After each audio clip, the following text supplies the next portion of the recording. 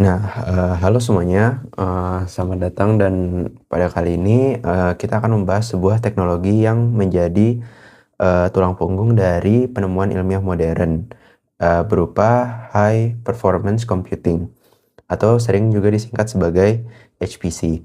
Jadi, pada dasarnya HPC itu adalah sebuah, superkomputer dengan, klaster komputasi yang disusun secara paralel. Nah, itu tuh digunakan untuk menyelesaikan, masalah matematis dan komputasi yang, sangat kompleks gitu.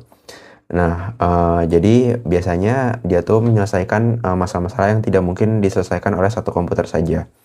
Nah, mengapa sih kita tuh butuh yang namanya HPC? Jadi, kalau di laptop sendiri, itu tuh, masing-masing terdiri dari 4 sampai 8, inti prosesor. Nah, ini tuh hanya cukup untuk kayak sekedar mengetik, browsing, dan, mengedit video, seadanya gitu. Nah, semisalkan, kita mau, contohnya tuh kayak mensimulasikan, aliran fluida yang, menggerakkan, berjuta atau miliar partikel atom. Nah, itu tuh, atau misalkan kita mau memprediksi cuaca gitu, itu kan ada banyak banget variabel yang mempengaruhi.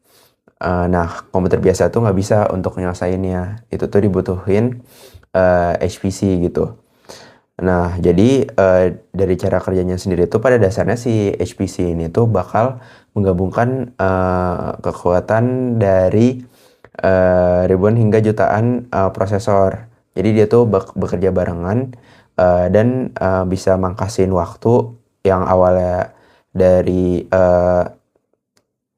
hitungan tahunan jadi dalam beberapa jam atau hari gitu.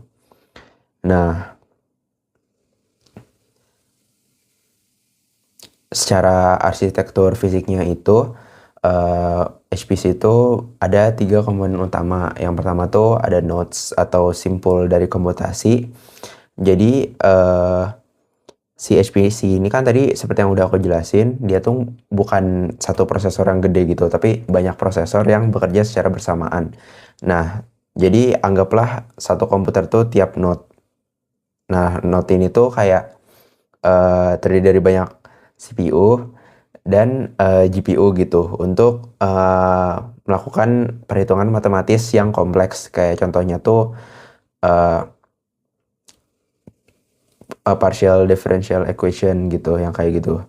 Nah, yang kedua tuh, dari arsitekturnya ada network atau interconnect, berupa jaringan yang, dari node-node tadi tuh, kan harus saling terhubung. Nah, yang menghubungkan tuh istilahnya tuh ya si jaringannya itu sendiri gitu. Nah, si jaringan itu tuh harus berkecepatan sangat tinggi dan, punya, latensi yang rendah. Jadi kalau bertukar data tuh bisa dalam hitungan mikrosecond. Nah, yang terakhir tuh harus ada yang namanya, storage atau tempat menyimpan datanya. Karena, pasti data yang digunakan kan sangat banyak gitu. Jadi, dibutuhkan memori yang besar untuk menyimpan data tersebut. Jadi,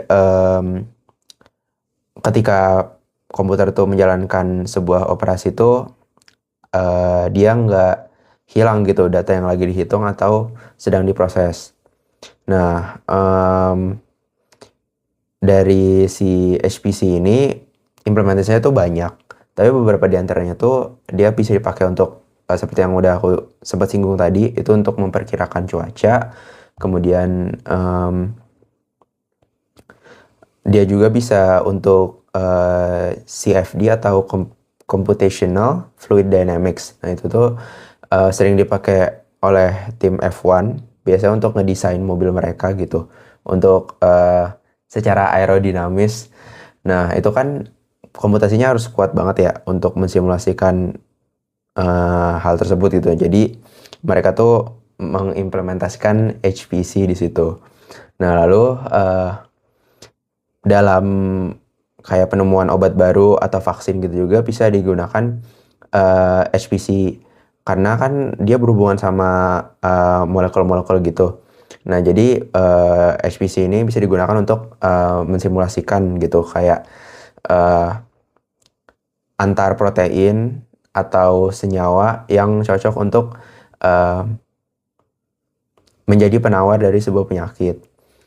Nah, selain itu juga kayak untuk mensimulasikan fenomena-fenomena di luar angkasa juga bisa gitu. Karena kan kita sebagai manusia nggak mungkin bisa keluar angkasa dan mencoba langsung kan hal-hal seperti itu.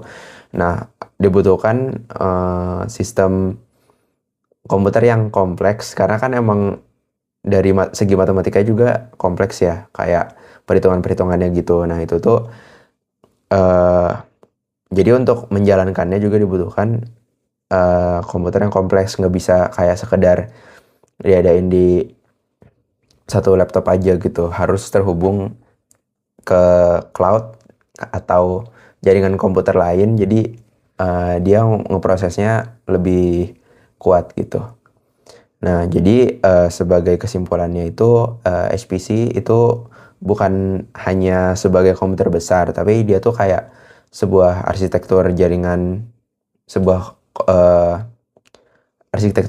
komputer yang dioptimalkan dan menggunakan kekuatan komputasi secara paralel. Nah, HPC ini memungkinkan kita untuk kayak mensimulasikan berbagai hal yang mungkin butuh biaya yang sangat besar gitu. Jadi sebelum dicoba kan jadinya sebelum ngeluarin biaya yang besar, kita bisa mensimulasikan sendirinya dulu, baru bisa kita jadikan inovasi gitu di masa yang mendatang. Nah, itu tadi penjelasan terkait high performance computer. Terima kasih telah menyaksikan, semoga bermanfaat bagi kalian semua.